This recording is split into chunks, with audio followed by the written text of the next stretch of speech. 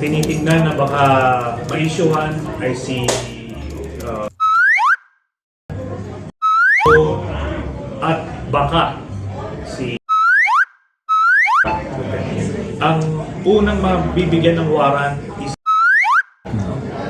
yung first batch, isa lang siya, no?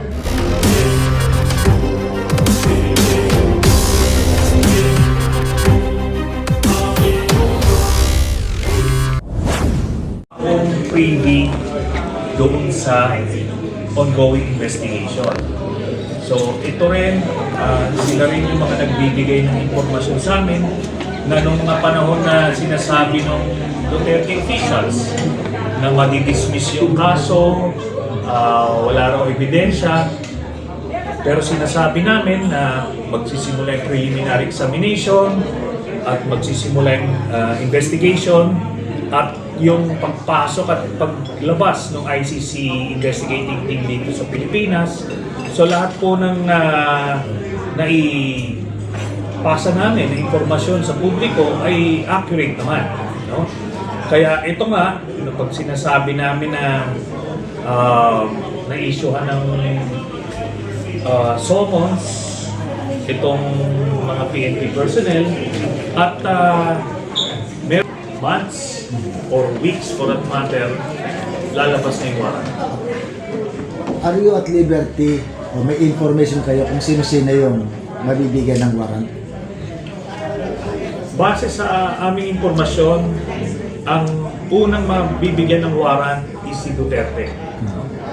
Yung first batch, isa lang siya. No?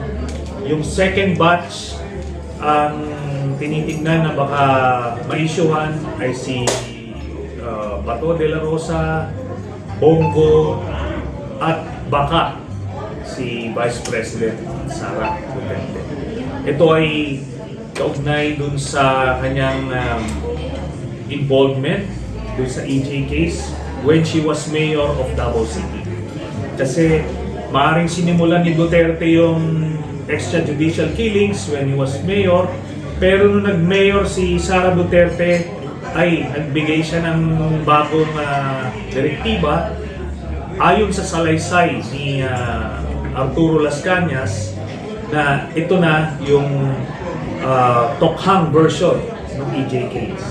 At merong ebidensya laban sa kanya at ito ay hindi pa disputed as of now. So ganun yung nakikita natin by batches. Unang batch, isa lang. Pangalawang batch, baka tatlo, apat. Then, yung mga ibang implicated na PNP officials. May binanggit kayong June and July. Ibig sabihin ba yung June yung first batch, July yung second batch? Hindi natin masabi. Sa totoo lang, ito estimates lang ito based dun sa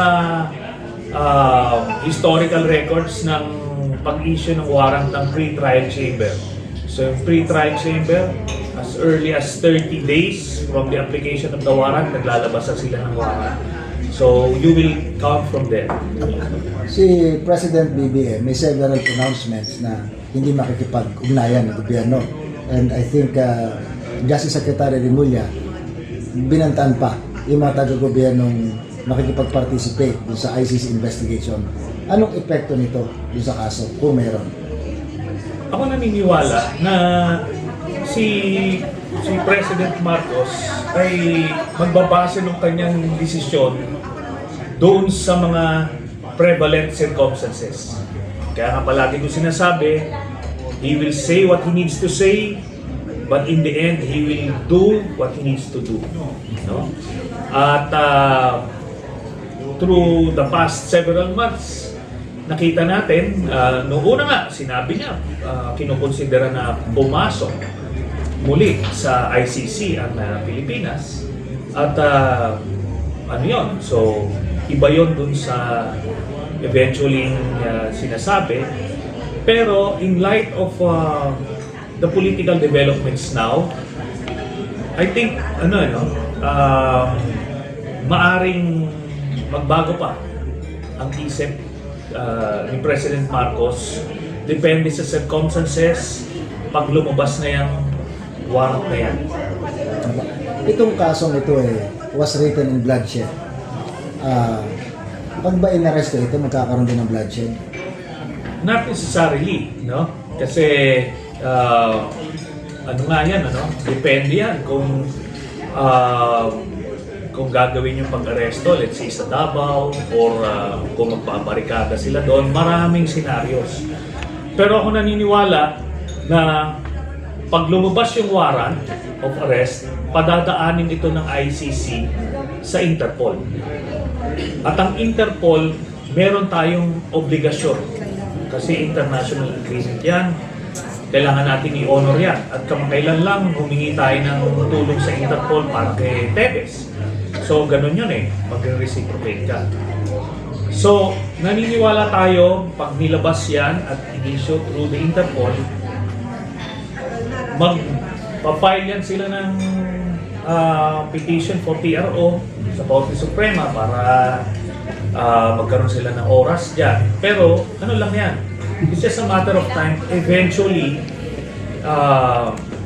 lilipas yung TRO na yan, if at all.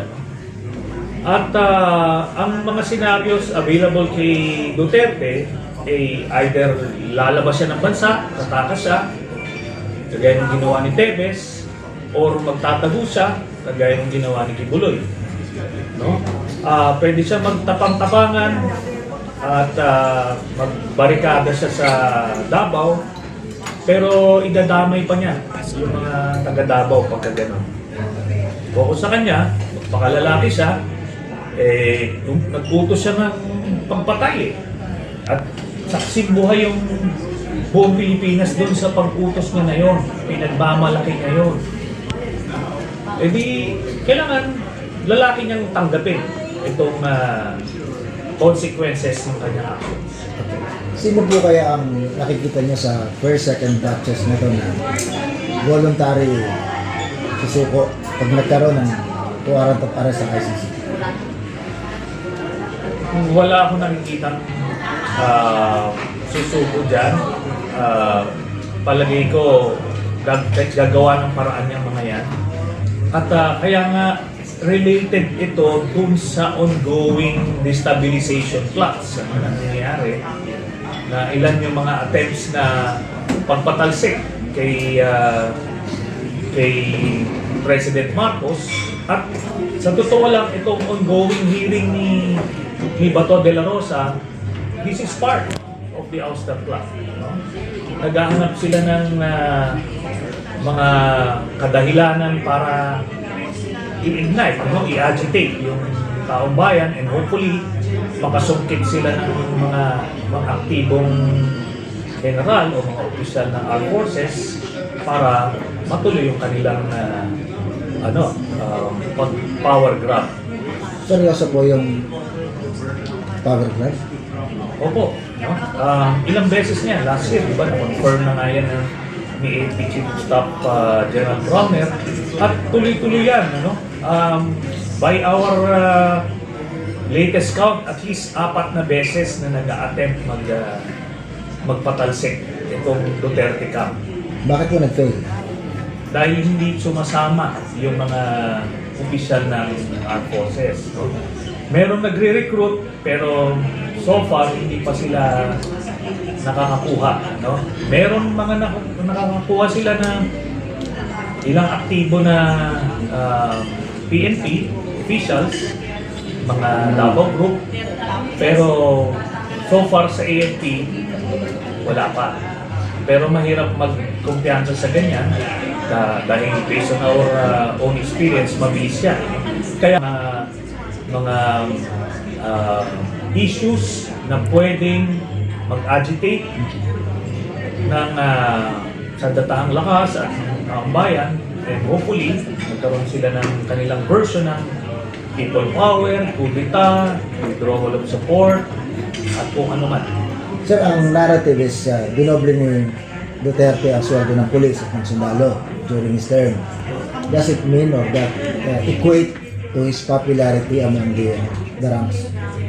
Maaring popular siya nung siya ay nakapwesto. We could see that, no? Pero nung nagkahiwalay na sila ni President Marcos, hindi sumama sa kanya yung AFP at ang loyalty nila doon sa chain of command at sa konstitusyon as it should be. No?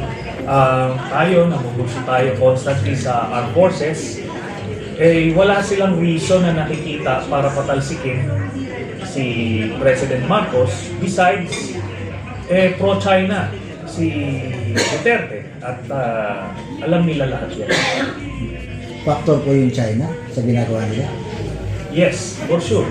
Dahil ang sentimiento ng AFP is towards our democratic